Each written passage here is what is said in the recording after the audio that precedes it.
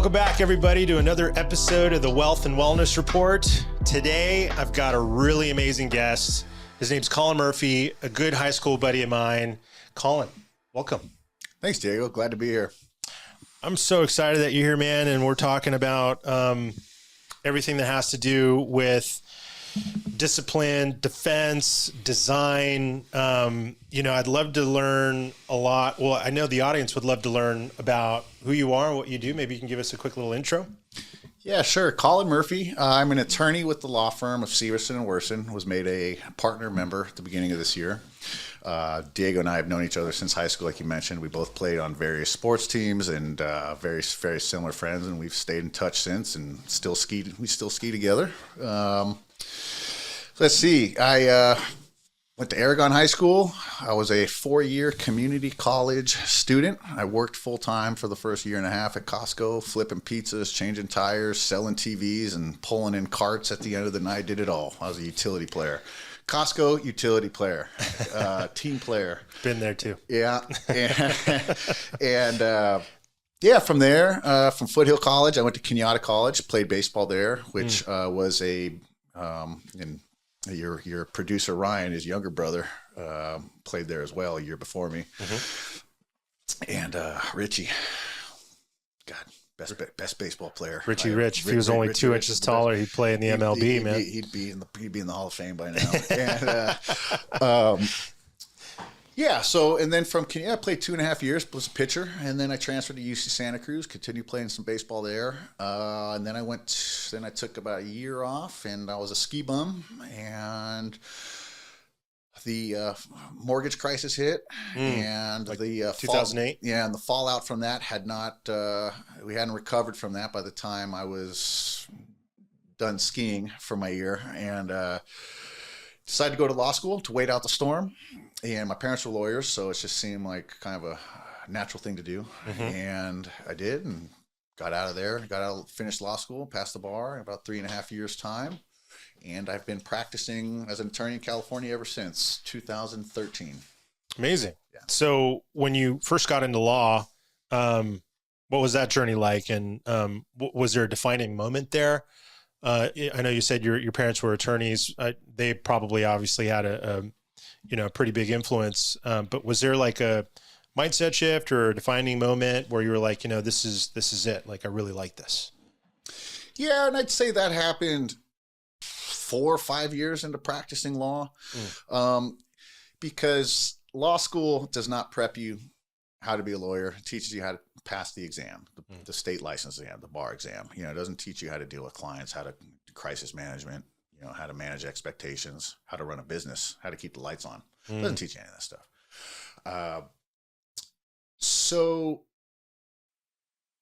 You're learning a lot of this. For me, I was learning this stuff on the fly, notwithstanding, my parents haven't been attorneys, you still have to learn this stuff and experience it. So there was a time, in learning what arguments to make in a motion, what point, how to write a good brief, all these types of things. And I don't know, it was, all this stuff was learning. It was hard. Mm-hmm. It took a long time to learn these things and learn them, how to do them successfully, and also to develop characteristics and traits, like I mentioned. And there was, it's just kind of, you wake up one day and you're like, I know how to do this.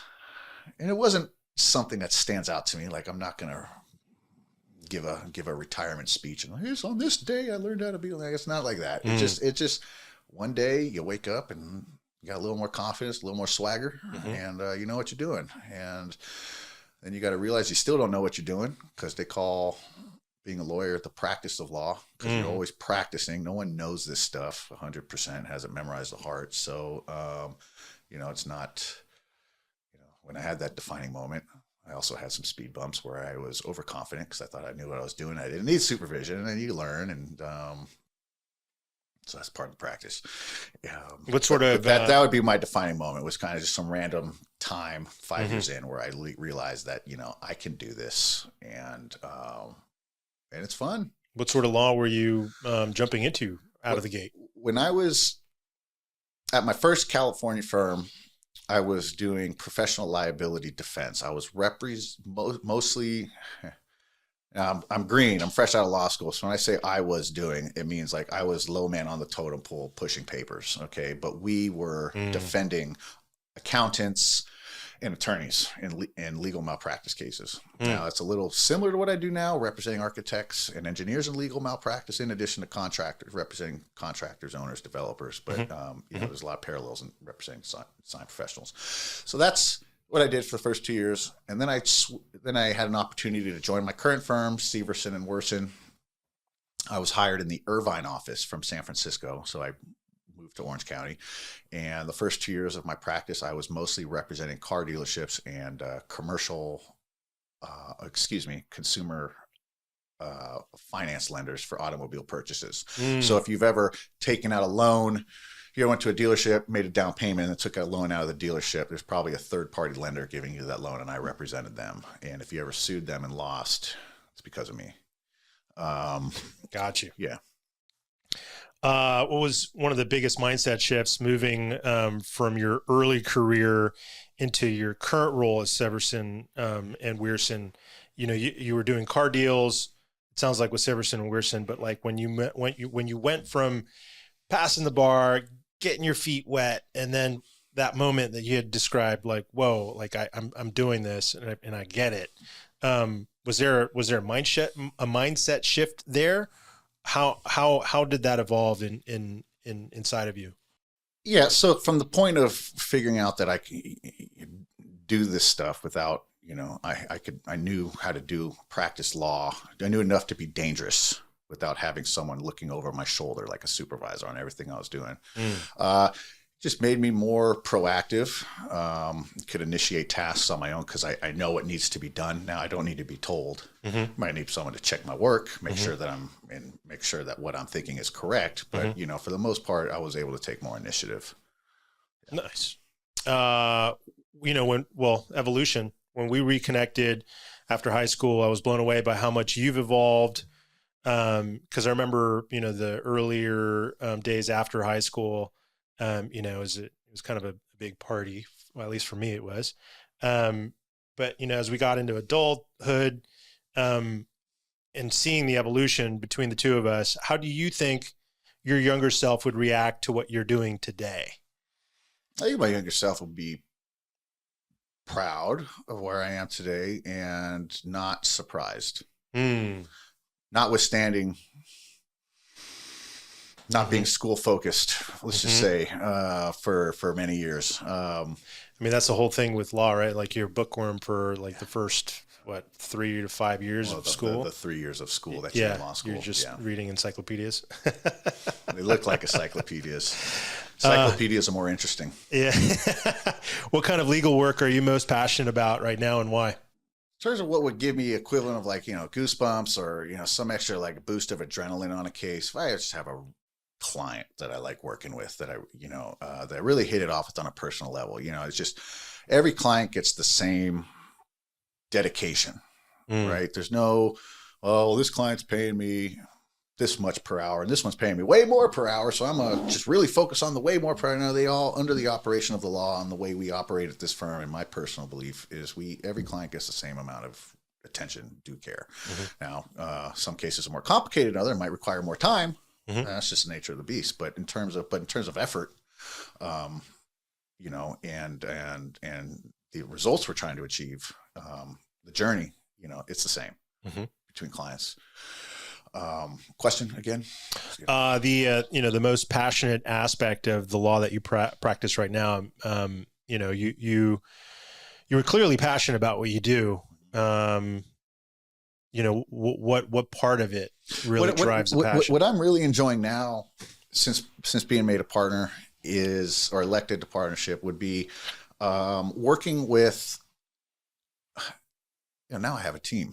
I'm not the team anymore. I actually have a team of multiple folks working on our stuff together, and I like seeing folks that are younger vintage attorneys or maybe older vintage attorneys that are doing what I'm doing for the first time because they're helping out, and seeing them learn and like what they're doing, and asking smart questions and having intellectual conversations about cases, doing analysis, evaluating things together, and getting their second opinions, particularly on folks that are newer attorneys or doing what I'm doing for the first time.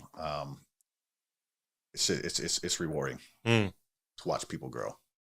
You deal with a lot of risk, contracts and liability, all this heavy stuff. How do you stay sharp and grounded under pressure? Yeah, a couple of different ways. Obviously, one we've talked about offline and today, the gym. But try to get to the gym 3 to 5 times a week, lift weights, body, weightlifting is what I do with sauna session after each workout.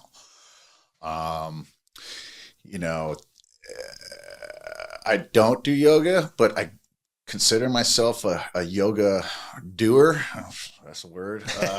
A couple times a year. So if I'm in my yoga phase, which I might have 2 or 3, I'll do yoga for like 2 or 3 weeks, 2 to 3 times a year. I'll do yoga. I'll do some meditation. Daily reflections, typically at the end of the night, or praying. And I'll pray. Prayer could be as easy as just a thank you first thing in the morning for waking up, or it could be closing and seeking guidance during the middle of the day or at the end of the night. These are all tools in my tool belt to stay calm under pressure. I love it. We work with a lot of businesses. It's a lot of business to business stuff, working with a lot of real estate investors, and doing quite a bit of construction real estate transactions. What do you think most business owners misunderstand about their contracts or legal protection? I'm not going to say what the most is. Things that I see often, folks don't understand the contracts that they signed. They don't understand the legal ramifications of it. Or they understand it, but because they didn't have an attorney do an arm's length negotiation in terms of contract terms prior to signing, there's terms in there that are not there, that might not be implied. And, you might just think that, we had a handshake deal, everything's in there, but that term is not in the contract. That's an issue. Other issues, lack of if we're going to stick with the theme of development and construction, communication, having clear communication, huge. Having in writing and having meetings and make sure everyone understands the delineation and the hierarchy of communications on a project. A subcontractor should not be talking to an owner. An owner should not be talking to a subcontractor. That should all be going through proper channels from, depending on what the contracts say. You could start with the owner's representative, or the owner could talk directly to the general contractor. The general contractor is in charge of making those communications. Everyone needs to be on the same page when it comes to projects, construction, particularly construction projects. What's a recent case or a situation that you can teach a lesson on that you didn't expect this outcome? Let me repeat that. So what's a recent case or a situation, you can keep it anonymous, that taught you a lesson even you didn't expect? I'd say, I answer that, but because I can't really think of something to answer that as the question is framed, but more like a reality that I need to be reminded of from time to time. So, and that's happened. Actually, excuse me, it happened this morning. I gotta edit out the S word. I say this facetiously, but like, I'm Colin. I make my money as a lawyer. I'm Colin first. And that might rub some people the wrong way, but if I'm not taking care of myself, I can't take care of my clients. It's first and foremost. So I can do everything right on a case. I can have the best facts. I can go in thinking that we're going to defense this case and say, client, 95% chance that we're going to win. That's a high percentage. Okay. It's typically not like that, but just as an example, we're going to win this case 9 out of 10 times. Client says, yeah, but the risk, it's if I can settle it for this small amount of money, I'm going to eliminate all this risk, which could be about 10,000 times what I'm expected to pay in a settlement. But we're going to win, and it's a small probability. Yeah, but it's my money. I don't care about right or wrong. I just want to buy my piece and move on with my life. And it's like, okay, you're the boss. It's your money. I work for you. So you want me to get you the best deal possible and not go win, lose in some absolute battle of attrition through trial. Okay, I'll go out and do it. Even if it is a complete gut punch to me because I think you're making a mistake. I will voice my recommendations to my clients. I will disagree with my clients, but it's not my money. It's not my liability. It's not my business that, it's not the impact on my business, not my reputation in terms of that business. So you do your best to guide. That's all we can do. That's all you can do. Take the example of, what you do as an owner's rep. You can give all the best advice in the world, but if the owner is the smartest person in the world, the owner's going to do what they want because it's their money. It's true. It's true. And it's ultimately not my project or not my house or not my, investment at the end of the day. Right. Unless, they loop me in which case, if you're an investor, I would strongly advise on that, because then there's a little bit more stakeholdership and a little more attention to what an owner would provide on an investment or a project. Sure. There's the resources, but then the intention, which I think is most important. You work with a lot of design and construction pros. What's the most common legal trap you see in those industries? Not having as defined contracts as they could be. For whatever reason, speeding through contract negotiation, contract construction, and administration. Say a lot of problem, and then I'm going to fast forward into a project. A lot of problems arise with poor contract administration. Who's in charge of that? I might say in the contract, but who's actually doing it? Is it being done?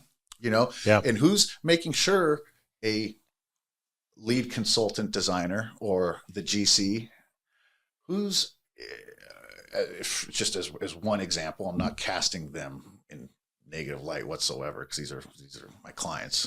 But who's overlooking these folks to make sure that contract administration is doing right? That would be the role of a owner's representative. And it's not necessarily someone on the designer builder side to tell an owner that they should have an owner's rep either. So contract administration, I'd say, and in terms of going into a contract, you see terms that could be spelled out or that should be, that are not as detailed. They leave open to ambiguity, and it just creates problems. And you typically see that in more contracts negotiated without the assistance of counsel. Typically. And so what do you think so many of these contractors, or why do you think rather so many of these contractors and architects neglect proactive legal planning? Competition. Score the job. The faster, the better. Time is of the essence. The lead. Yeah. Get started tomorrow. Lack of knowledge or experience. Yeah. To name a few. What are 2 or 3 contract clauses every contractor or design firm should understand super deeply? Okay. So this isn't legal advice to anyone who's interested in this answer, because I'm not giving legal advice here today. If you want legal advice, you can give me a call, and my contact information will be provided at the end of this show. But, for that specific question, I'd say method of payment. When is payment due in milestones? Okay, those would be the most ones I think would be some of the most important on the design and builder side. Now, from an attorney perspective, if I'm given a fresh contract without any instruction, what to look for, it's like, what do you Colin, here's something. What are you going to look for? I'd say the three things that I'm not the three things, but the immediate three things that come to mind that I will be looking for: an attorney's fees, prevailing party attorney's fees clause, an indemnity hold harmless clause, and an alternative dispute resolution clause. Okay. Yeah, those sound like really important components to a contract that everybody should have in their language. I disagree with that. You might not want to have those in your contract for a variety of reasons. I mean, it's a project by project, case by case, party by party, risk appetite and negotiation leverage. All of these are considerations into what would go into. So you would have to curate it and design it based on the industry, the specialty, the prime, the size of the contract, whether it's residential or commercial. That all gets kind of curated into a really specific set of language that's specific to the deal. Should be. Okay. That makes sense. Makes a lot of sense. I see a lot of because if you don't, and you use the same contract for all of your projects, and you don't narrowly tailor it, even if it's just a sentence, or if it's in terms of a contractor, you might have your pro forma contract terms, but then scope of work is Exhibit A. And if you're not really getting deep into the detail, or as detailed as it could be, it could come back to haunt you in a million different ways. And for those younger contractors or newer contractors, or just getting started folks, to have a proper contract is like everything, right? Because you're essentially a professional agreement maker. You have to come to terms with your customer. It has to be agreeable. It has to protect you and the customer, and then adhere to all the California state laws that are specific to the activity of work, correct? Absolutely. That's huge. So when you start off, you're not going to have this massive bank roll to invest into, attorney client privileges where they can help counsel you into a properly curated contract per project. So for those who are starting out, would you recommend, or would you see, or is your experience seeing, more of like a boilerplate templated contract form that kind of addresses all of the, provisions and basics. And in that scenario, I would imagine they wouldn't go on to like LegalZoom or anything like that. They would maybe try and get resourceful. What would you suggest? Well, one of the resources would be, depending on a financial ability of a person you just described, having an attorney on retainer, and that could come out to a couple, that could be $2,500 retainer. It could be a $5,000 retainer. It could be a $10,000 retainer. And as questions come up, you just call your attorney because they are on call for you based on the retainer. Cost of doing business. It is a cost of doing business. And if you're going to secure a $100,000 contract, for example, and you've got some questions about a contract, or if you're early on and you're not sure, if you're questioned about a contract, you're not sure what's going in, having an attorney on retainer to explain that to you will be helpful, and also help identify some pitfalls that you might not be thinking about.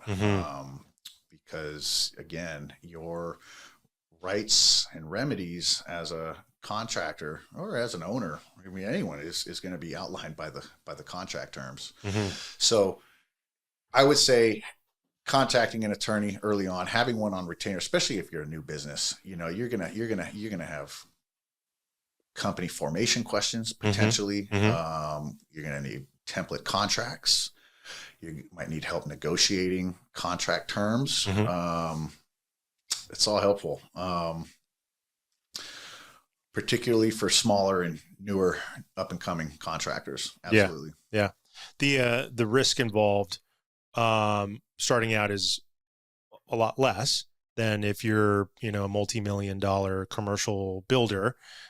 For scale sake, I think it makes a lot of sense to invest a little bit of capital into a foundation of proper contract language, proper templated forms. And, I think a lot of that also is presenting yourself as a professional. Like if you have professional looking contracts that are functional, you're going to be looked at as a professional, which is going to, I think, change the perspective from the customer, because you come across something that's kind of crafted up on the back end of a napkin comparatively to something that's like templated nicely in a Word doc. It's going to be, in my opinion, night and day. So you'll probably get more business. And I think for me, starting out, that was one of the most challenging aspects of starting a construction company, was like, what do I do with the contract? Like, what do I include? What do I say? You know, is like this customer going to be turned off because of all this legal language? And I've been able to get over that mindset, or that mental hump, because I ultimately landed at, well, contracting is contracts. Contracts are agreements. Agreements is your gateway into the profession. So if you can't get good at that, then you might as well pick a different profession. So I was able to get over that by taking a step and raising my hand and finding somebody that was willing to work with me with the capital that I had available, because attorneys are not cheap. And if you get a cheap one, I'd probably run for the hills, because they're probably not any good. You can go onto LegalZoom, or you can go onto these, databases online, and you can get stuff, but it's not a human being that has experience, that knows what the hell they're doing. So for me, I would always suggest, working with counsel. If you can retain them, please do that over the course of a project, but more importantly, over the course of, the business's tenure. Like, every year is going to be different. Your revenue is going to go up. Your revenue is going to go down.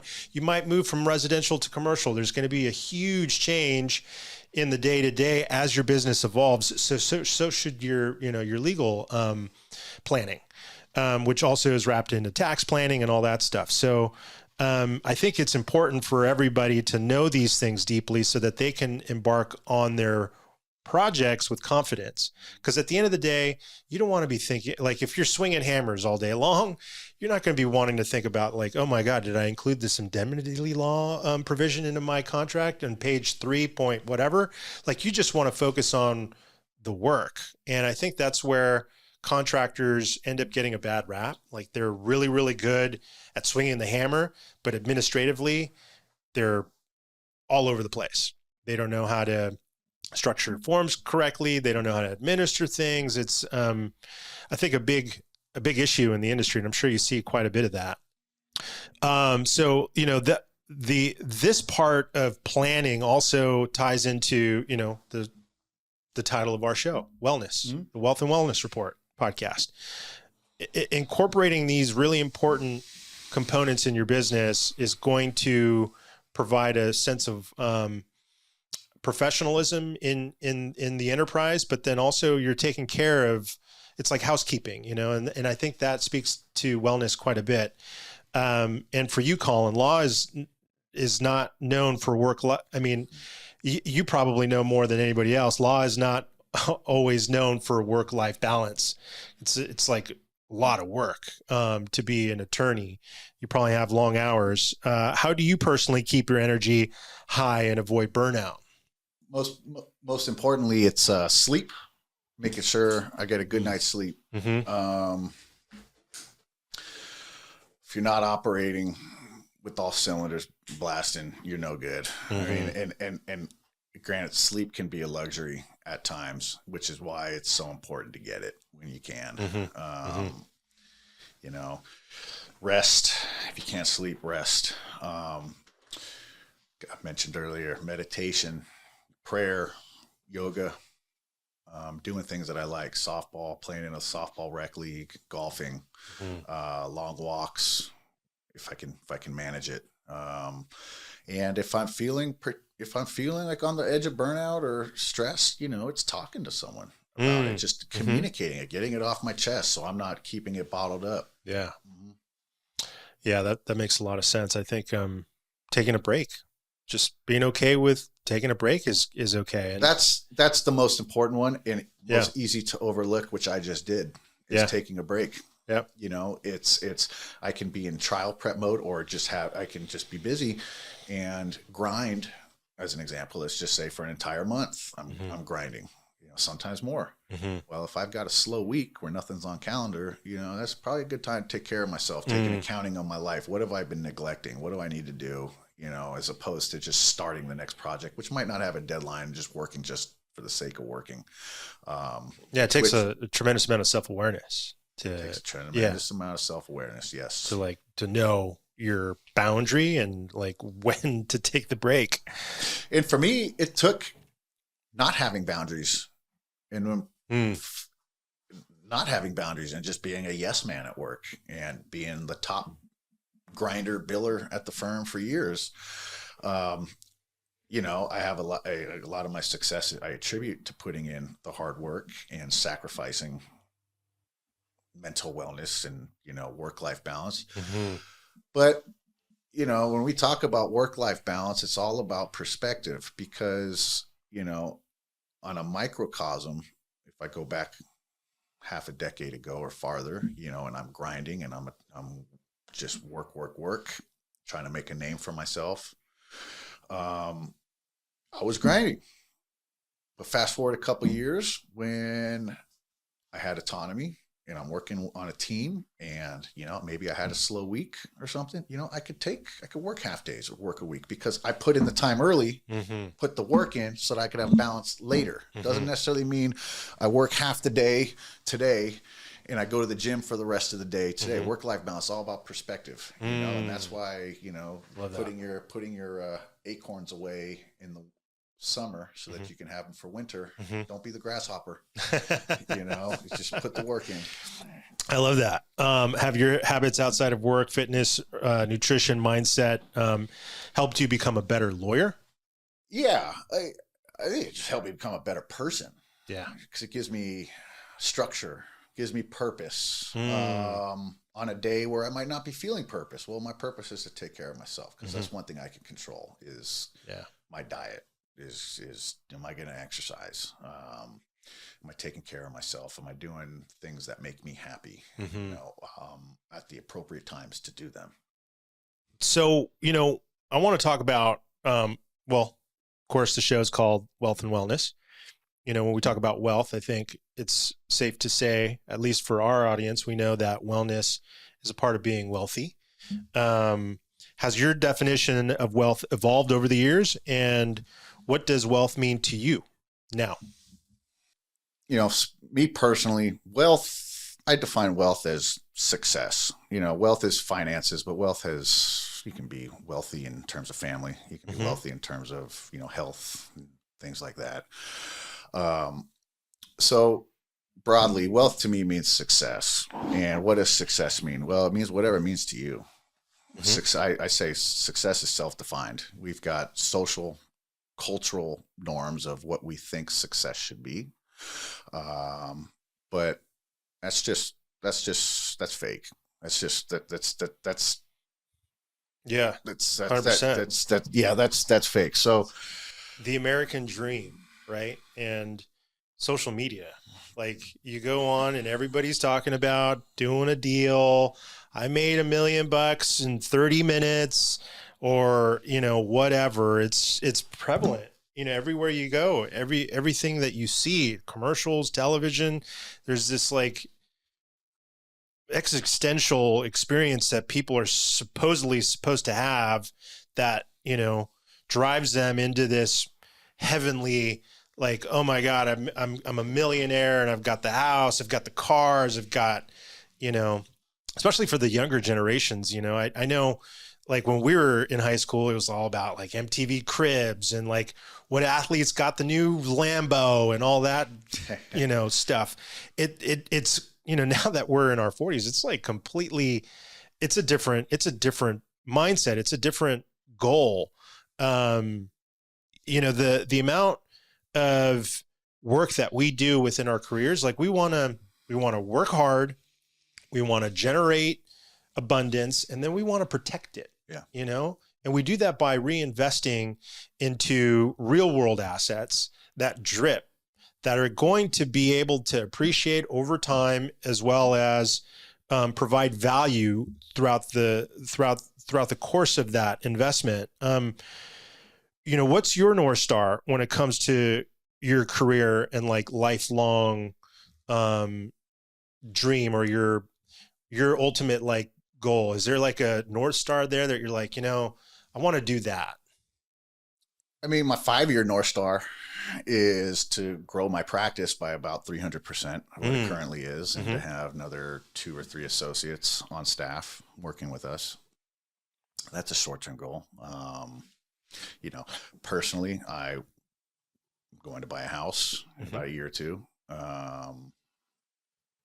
If I'm ever lucky enough to have a family of my own, it would be to be in a position to pay for my, want children, pay for my children's college, or to be in a position to significantly assist financially with that.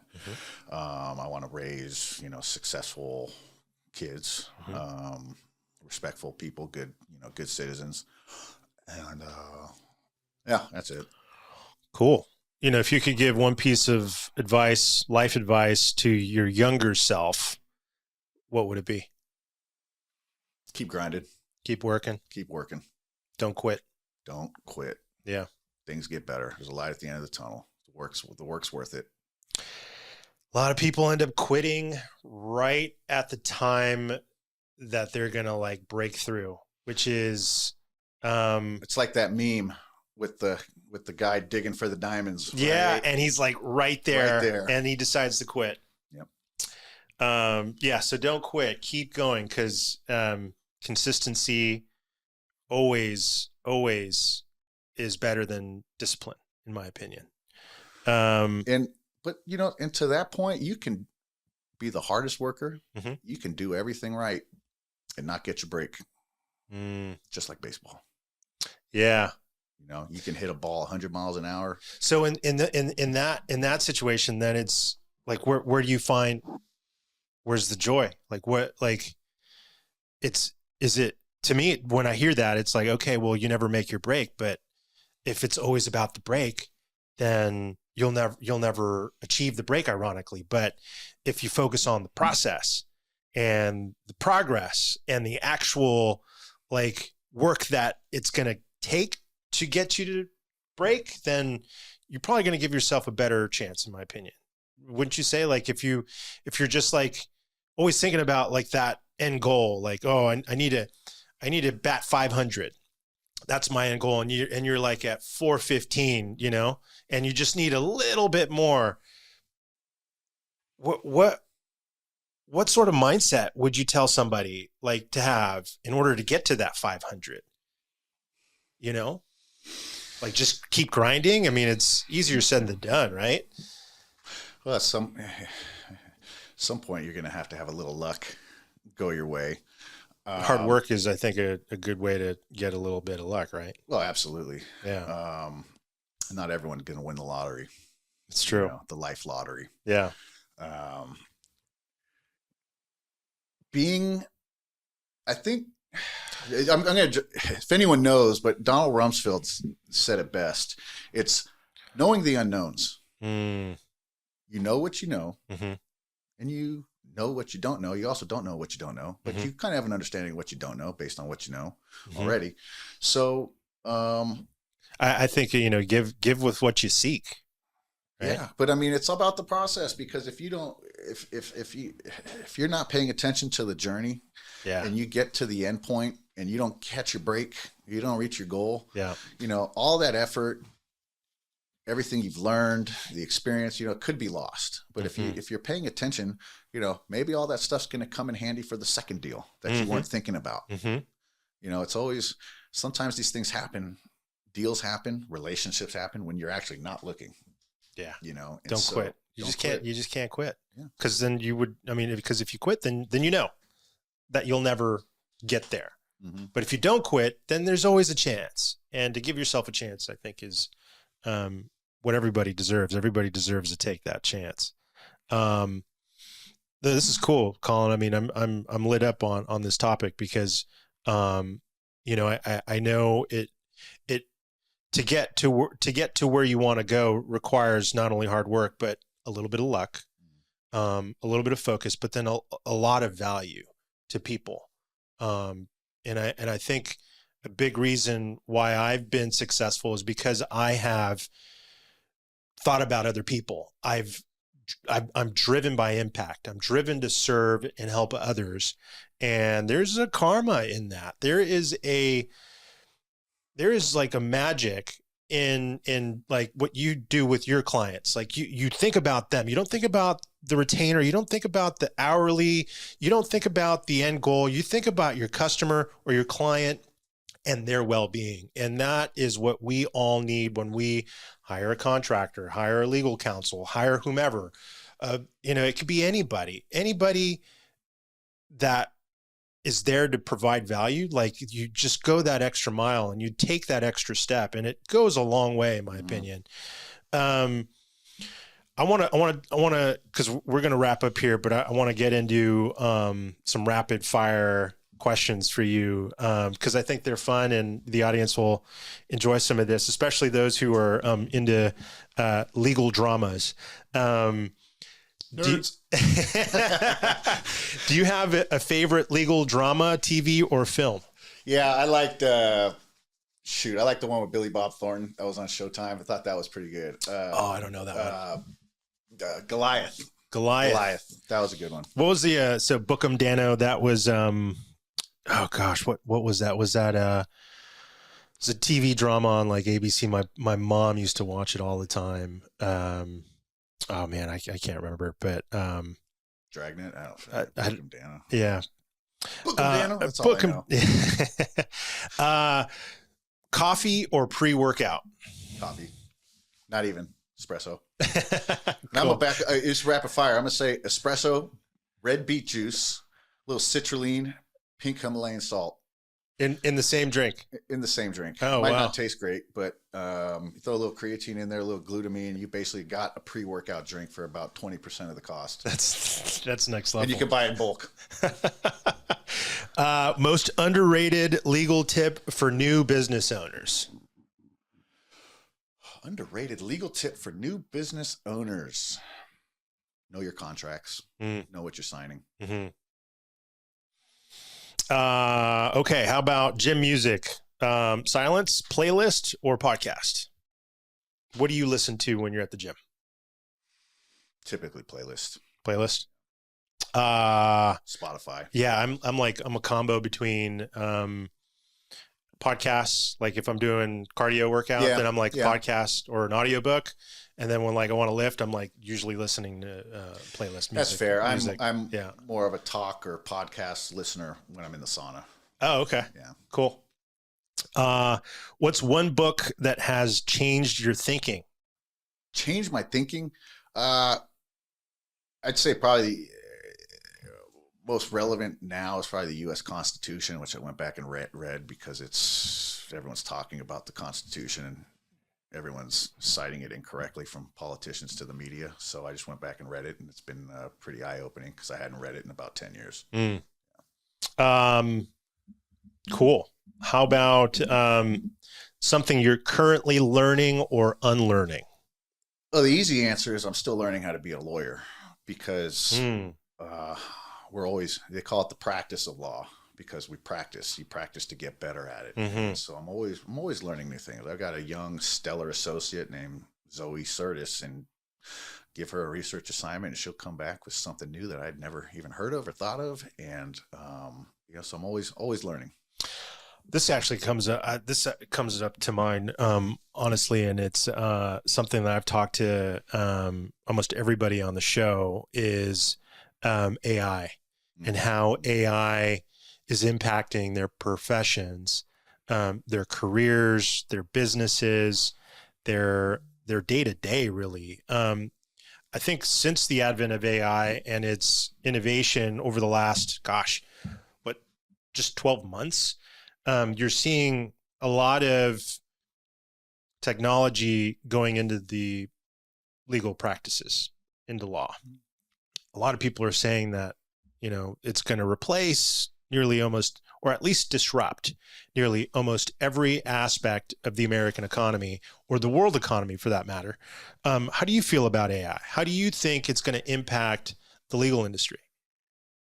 If it hasn't already, or if it has? No, there's folks that are selling various types of AI to supposedly make your life easier. Mm-hmm. Mm-hmm.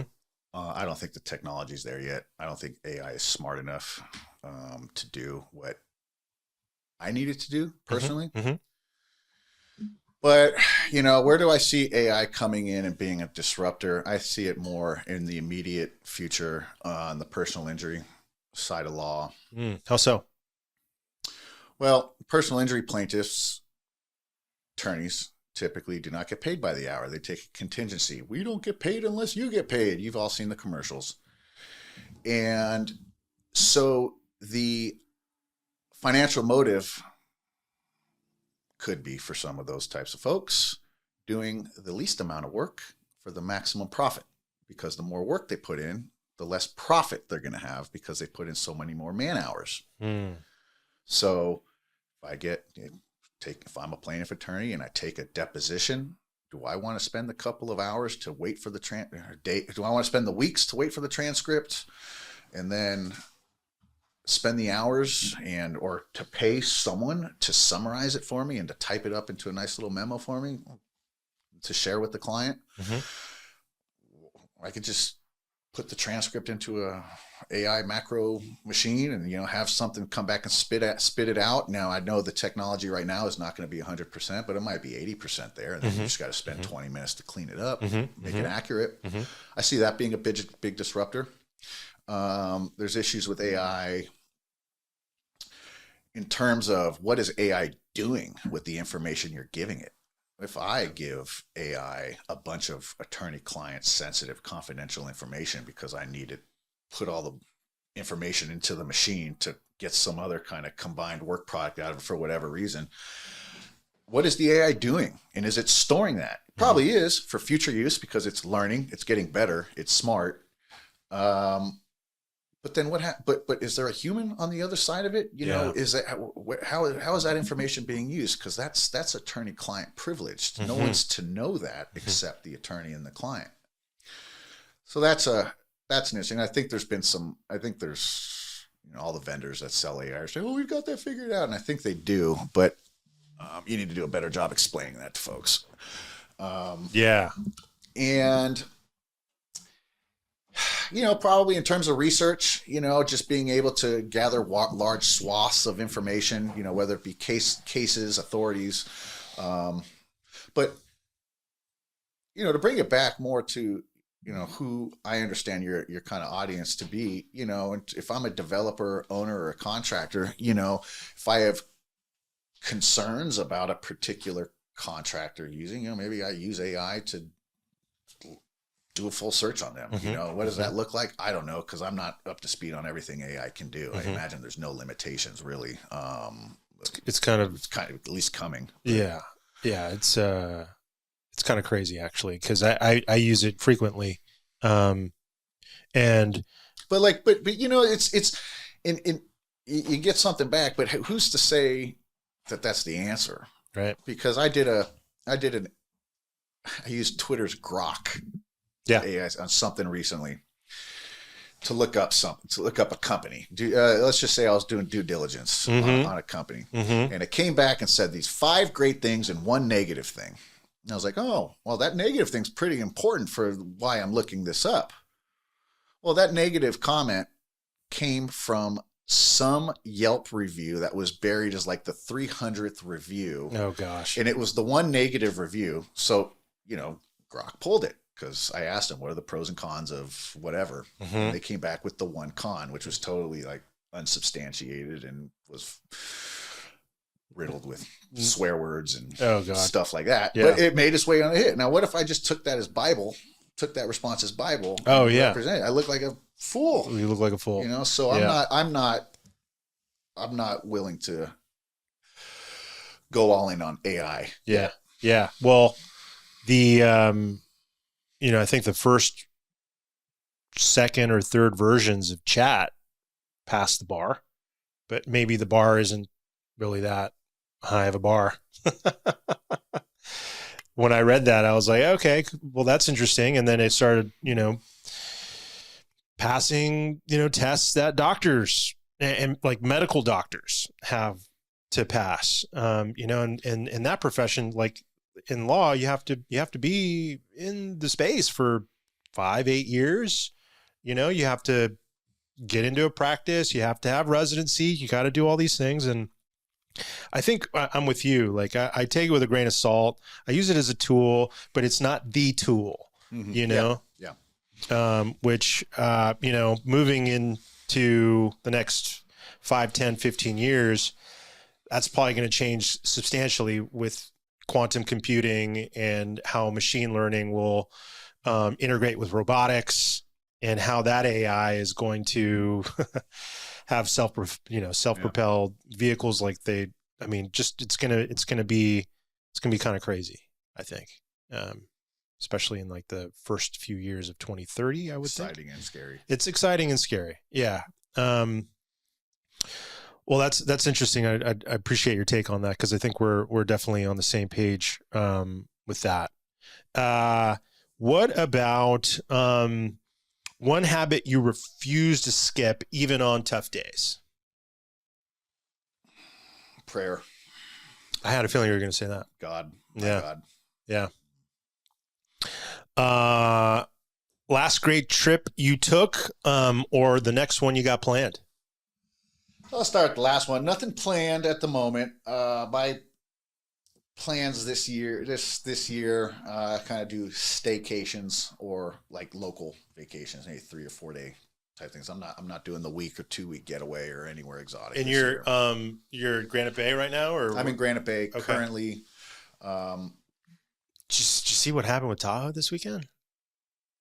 I read there was a boat flip. I mean, the storm that came through the basin apparently was like unlike what anybody has ever seen on a solstice. Well, I was here in San Mateo Friday night, and it was 40-mile-an-hour. Oh yeah, is that the same storm that came through? And 6 people died. There was one boat that capsized, that flipped over, and there was some deaths. And then you look all along the beaches of the basin, and boats are flipped over. There's tons of damage. Like I think I saw on the news it was like 10-foot swales or something like that. Like some crazy wind. I love Tahoe. That's why I'm bringing it up. When's your next trip? I got to get out to Atlanta and Iowa here soon for work. Nice trip. Trips. That's work stuff, though. I mean, like you got something planned that's like fun. Well, I just got back from South Lake. I did a South Lake trip. I've been cool. Seeing some friends in Reno the last couple weekends. No, the answer is no. I don't have any trips planned coming up. Cool. Cool. Yeah, it's just not the year for it. Yeah, I'm kind of with you. Like I'm like I said, you're in build mode. I'm in the house to buy it. I'm in the market for a house. Yeah. So I'm just kind of watching how I spend my money. Where are you looking to buy? Well, Folsom, Roseville, perhaps Auburn. Close to the parents? Close to the parents, but not too close. Close to an international airport. Yeah. I don't. I got so much nostalgia growing up here in San Mateo. Like it would be beautiful to come back, but I've just with COVID and how haven't had the opportunity to move around so much during COVID. Some might not call it an opportunity. I do. I've lived in a lot of different cities and parts of California I've never thought I'd live in for a variety of reasons. And, there's just different paces of life. And, I found that there's San Mateo is just not my pace. It's just not anymore in what it's become and how built up it is. So, Folsom, Granite Bay, Roseville, Truckee, Tahoe Donner Association would be another potential area. That's where I'm looking now. So if any of your contacts have anything in those areas, my contact information will be here. I'd be interested to receive whatever you got. Are you looking to buy something built out already? You want to build? You want to buy some land and then develop? Yeah, I'd either buy like a tract home, like a new construction. Okay. Or existing. So you don't want to build anything? Would you be open to building? I'd be open to it. Be open to it. Okay. Because I know your mom would probably love that. For those of you that don't know, my mom does a lot of home projects. So, yeah. Diego knows. She's got a great sense. You get Diego and my mom in a room together and just start talking about stuff. I'm like, I do this for work. I don't want to hear about it. Every time getting together with her is a blast, man. Cool. So I think that's been great, man. I really appreciate you being on the show. One last one, dude. Finish the sentence. Success feels like. You don't want me to say what I was going to say. Success feels like fulfillment. We had a really good friend on the show, and he finished the sentence. Success feels like freedom. To him, freedom was his definition of wellness and wealth, being able to do what he wants when he wants without having to, pick up the phone and call his boss or ask for permission to take time off or whatever. So I thought that was cool, but yeah, it works for him. That. Some people might only thrive with 100% structure. Yeah. And that fulfills them. It's true. Yeah. People need that. No, I agree, man. Colin, anything else that you'd love to share with the audience? No, thanks for having me, Diego. It's been a pleasure. Awesome. If anyone has any questions about anything we talked about, or I'm here. And yeah, how do folks find you, and how can they contact with you and potentially work with you? A couple of different ways. Those who know Diego directly can just contact him because he'll DM me, and I will probably open that before I open up a blind email. Just saying. Another way would be to email me.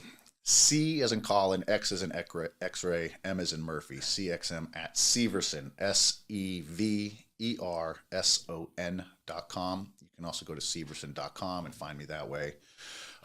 Or call us at the office, ask for me, 415-398-3344. Again, 415-398-3344. And you want to talk about any of this stuff, I'm here for you.